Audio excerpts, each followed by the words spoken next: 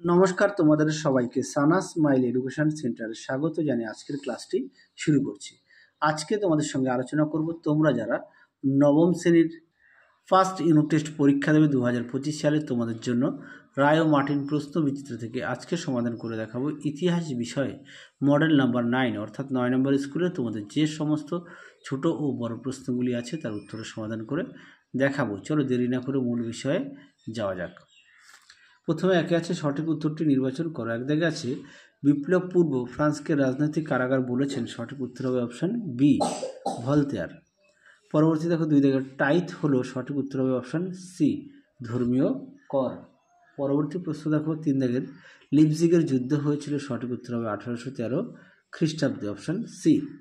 চারে দেখো ভারতে জেকোবিন ক্লাব গঠন করেন, উত্তরটা হবে টিপু সুলতান অপশন ডি।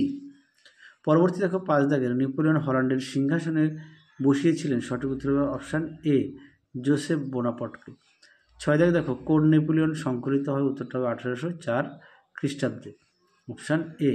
সাথে দেখো ডাইরেক্টরি শাসন মোট ডিরেক্টরের সংখ্যা ছিল 5 জন অপশান বি। আট দাগ দেখো মানুষ স্বাধীন সত্তা নিয়ে জন্মায় কিন্তু সর্বত্রই সে শৃঙ্খলে আবদ্ধ, কথা বলেছেন, সঠিক উত্তর হবে অপশান এ রুশো। পরবর্তী দেখো নয় দাগের বাস্তিল দুর্গের পতন ঘটে 1789 খ্রিস্টাব্দে 14 জুলাই অপশান সি। 10 দাগ দেখো দ্য পার্সিয়ান লেটার্স গ্রন্থটি রচনা করেন, সঠিক উত্তর হবে ভলতেয়ার অপশান বি। পরবর্তী প্রশ্ন দেখো দুই দাগের কি বলেছে, নিচের প্রশ্নগুলো এক কথা উত্তর দাও। প্রশ্ন মান হচ্ছে একে আছে কাদিদ গ্রন্থটি কার লেখা, উত্তরটা লিখবে ভলতেয়ার।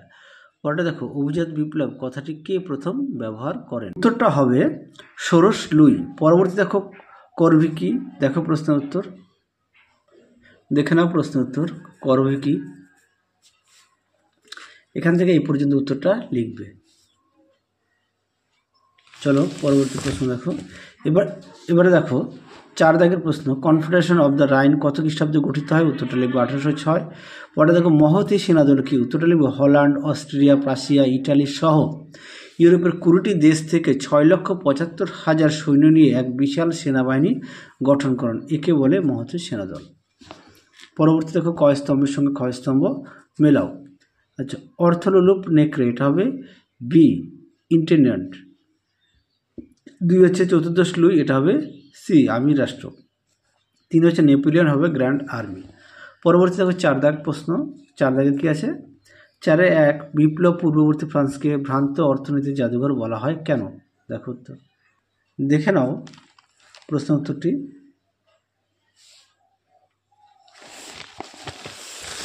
পরবর্তী প্রশ্ন দেখো টেনিস কোর্টের শপথ কি, দেখো প্রশ্ন উত্তর দেখে নাও। টেনিস কোর্টের শপথ বলতে কি বোঝো, এখান থেকে এই পর্যন্ত উত্তরটা লিখবে, দেখে নাও। চলো পরবর্তী প্রশ্ন দেখো কি আছে,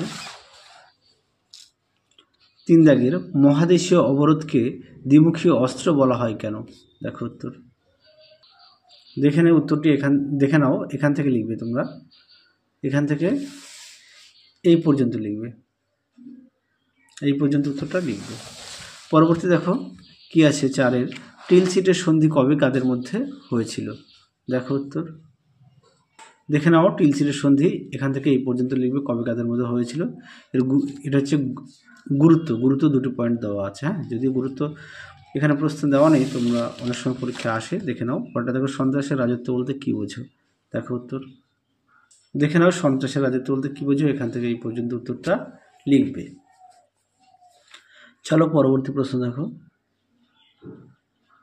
এবার দেখো পাঁচের 7-8টি বাক্যে উত্তর দাও। একে আছে বাস্তিল দুর্গের পতন ও তার গুরুত্ব সংক্ষেপে আলোচনা করো, দেখো উত্তর দেখে নাও। বাস্তিল দুর্গের পতন সুন্দর করে দেওয়া আছে,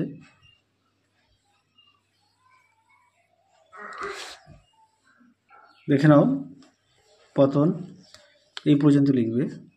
তারপরে দেখো গুরুত্ব, দেখো এই পর্যন্ত লিখবে গুরুত্বটা।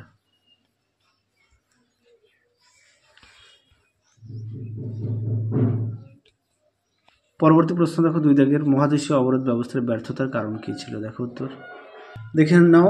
মহাদেশীয় অবরোধ ব্যবস্থা তোমরা অবশ্যই পয়েন্ট দিয়ে লিখবে। এই পর্যন্ত উত্তরটা লিখবে। পরবর্তী দেখো, বিপ্লব পূর্ববর্তী ফ্রান্সে কর ব্যবস্থা কীরূপ ছিল? দেখো উত্তর, দেখে নাও প্রশ্নের উত্তর সুন্দর করে দেওয়া আছে, দেখে নাও।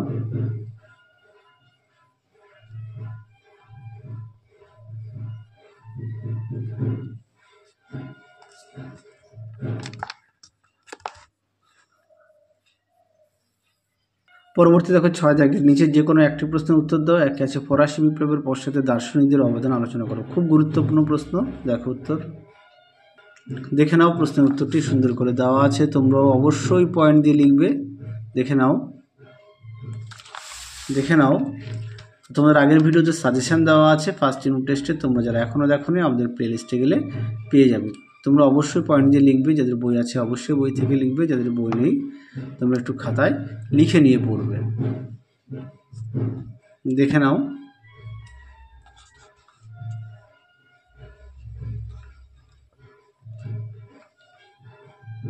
শেষ প্রশ্ন দেখো, কোড নেপোলিয়নের বৈশিষ্ট্য ও ত্রুটিগুলি লেখো। সেই প্রশ্নটা একটু দেখে নিও, আগের ভিডিওতে দেওয়া আছে। তাহলে চলো আজকের মতো এখানে সমাপ্ত করছি, আবার দেখা হবে খুব শীঘ্রই তোমাদের পরবর্তী ভিডিওতে। তোমরা সবাই সুস্থ থেকো, ভালো থেকো, আজকের মতো টাটা।